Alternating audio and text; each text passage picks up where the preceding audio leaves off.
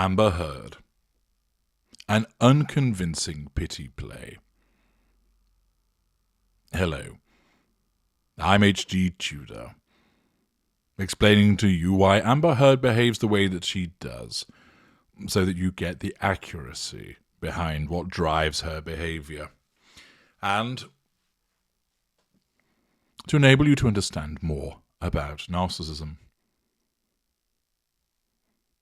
Next, I have some footage whereby we examine some evidence provided by Amber Heard, which amounts to an unconvincing pity play. What I'm going to do is allow the clip to play in its entirety so you can watch it and form in your own mind what it is that you're seeing, so that you can determine, are you seeing various facets of her narcissism in action? If so, what are they? And then I will unpick it all for you using my expertise. First, the footage. Please explain what the context of this was. I was begging Johnny to not make me prove what I've had to sit on the stand in front of all of you and prove and talk about. I was begging not to do this and have to sit where I'm sitting today. I didn't want this. I don't want to be here. I didn't want to be there then. And I was trying to point out something to somebody who I thought did not have a firm grasp on reality. Objection calls for speculation. Overruled. Good. Thank you. I was trying to point out how absurd it would be for him to keep making me prove this by calling me a liar. I was trying to get him to not call me a liar because everything that I had said to date and everything I've said to date now is the truth. And I was begging him not to make me prove it, that there were photos, that there were witnesses, that there was my testimony. There were years of me with injuries on the dates where we were fighting, and they were documented. I mean, pictures from 2012. So I was trying to say to him, either you'd suppose that people would rather believe this is a hoax, elaborate, well-orchestrated, year-long campaign for what? Or that, what? It just seemed crazy. And I thought no one was advising him in his best interest. I thought no one was telling him the truth. I know he's surrounded by yes men, and I thought nobody was saying to Johnny, this is crazy, don't do this. And I didn't want to hurt him. I didn't want to hurt him. I loved him. I loved him so much. That's why I'm explaining to him why I didn't file criminal charges. I didn't file a police report, even though it was being used against me. I didn't want this to go to a prosecutor. I didn't want this to hurt Johnny. I don't want this to hurt Johnny.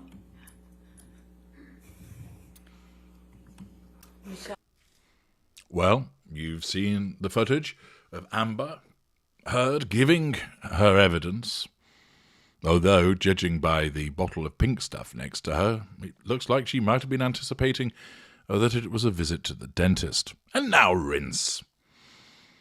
Were you convinced by this display?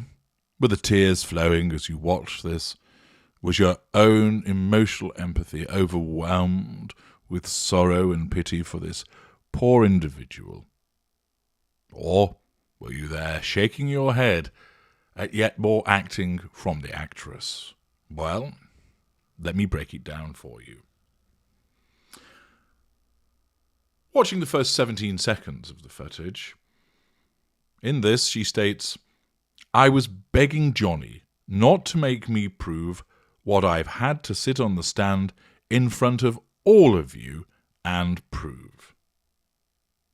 First of all, this shows her sense of entitlement and grandiosity to say, I've proved what I had to prove. I'm right. I've actually proved it, so take note. Her facial expression during this is attempting to convey upset. But unfortunately, once again, her narcissism, the level at which it operates, really does struggle to convey this accurately. And this, combined with her moving her body back and forth slightly, causes her to look like she's experiencing a problematic bowel movement, which is something, as we all know, can't be actually true, given the apparent ease by which she managed to shit the bed. Here is an attempt at a pity play. She's looking to assert control over those in the courtroom and those watching, and primarily the jury, to whom she keeps looking at, trying to invoke their sympathy, their pity for her. After 39 seconds, she continues with her explanation. The narcissism manages to make her voice waver, giving a degree of potential authenticity to this pity play. Notice how her eyes have looked around, yet the tears they cometh not. And she explains, I was trying to point out something to somebody who I thought did not have a firm grasp on reality. This is a very telling comment and enables you to understand much about the narcissist perspective. There is no such thing as an objective reality. Everything is a perception, but many of you have evolved in a way so that you see the world in a similar fashion. She, as a narcissist, doesn't see the world in that way. She sees it through a lens of control. Are people under my control, giving me control, or are they not under control? Are they threatening control? But she doesn't realise this. And accordingly, when Johnny Depp behaved in a particular way which threatened her sense of control, and when she put that to him from her worldview, and he, of course, didn't accept this because it didn't accord with his own worldview, her narcissism tells us he hasn't got a firm grip on reality. She isn't inventing this.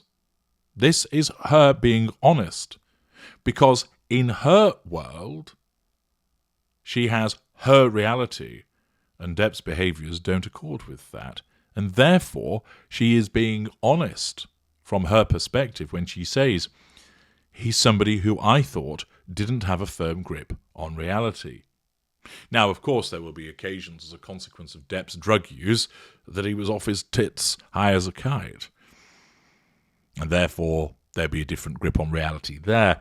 But here, she's just talking generally about the interactions between the two of them. And in those circumstances, because he responds in a particular way, he is not according with her reality. Therefore, she honestly states he doesn't have a firm grasp on reality. This is why the narcissist will often accuse you of being the liar, because in their world, you are. The unaware narcissist does not stand there and think to themselves, I know I'm telling a lie, but this is really funny. They believe what they're saying to you, and they can't understand why you're denying it. They can't understand why you're giving a different version. You must be the liar if you're doing that. And of course, you, as the genuine victim, when you hear this, can't then understand why the narcissist is insisting you're a liar. And invariably, because you don't know you're dealing with a narcissist, you fall prey to the corruption of your truth-seeker trait by your emotional thinking, whereby you attempt to convince the narcissist that they're wrong and you're right. You don't do this because you're being haughty. You're doing this because you honestly believe that you're right. But this is why you end up with so many arguments with the narcissist. The narcissist believes that they are right and you are wrong, and you believe that you are right and they are wrong. And both of you can't understand why the other can't grasp this. That you've somehow taken a leave of your senses, that you're not connected to reality. And therefore narcissist and victim can accuse one another of precisely the same thing, because to both individuals, the other is not according with their reality. At 1 minute and 9 seconds, as we watch on the next 30 seconds or so, Heard states, I was trying to point out how absurd it would be, And then she exhales for effect. For him to keep making me prove this by calling me a liar. I was trying to get him to not call me a liar, because everything that I had said to date, and everything I've said that I have said to date now, is the truth. Here, of course, this is an assertion of control at the time over Depp, that she is trying to convince him that she is correct and that he is not. And she is trying to assert her control over him with her belief in her truth. And as she recounts this, she is similarly also seeking to assert control over the jury and whoever else is in the courtroom and is on her radar. You'll note that there's a slight pause at the end of when she says this, and the reason for that is that her narcissism causes her, unwittingly and unconsciously, to scan the jury to see what their responses are. The narcissism is going woo woo woo woo, scanning the jury to see are they under control or are they threatening control, hence her pause. The uninitiated and those who don't understand narcissism might just think, oh, she was sighing because this is a weighty matter and she's ever so upset. Not at all. The pause is driven by her narcissism as it takes a moment to assess the impact of her words. This minute or so of footage already shows the attempt at the pity play, the need to assert control, the way that she has her truth. And when she talks about saying everything I've said to date is the truth, she is again seeking to assert control over the jury by telling them this is the truth. And of course, she's over-egging the pudding once again. Rather than just let matters rest and for them to make their own mind up, her narcissism has to try and make extra sure that they're under control and causes her to say, look, this is the truth. And this is why with certain narcissists, you'll get almost an exaggerated performance of, I'm telling you the truth, you've got to believe me. Please, please, please, it's true.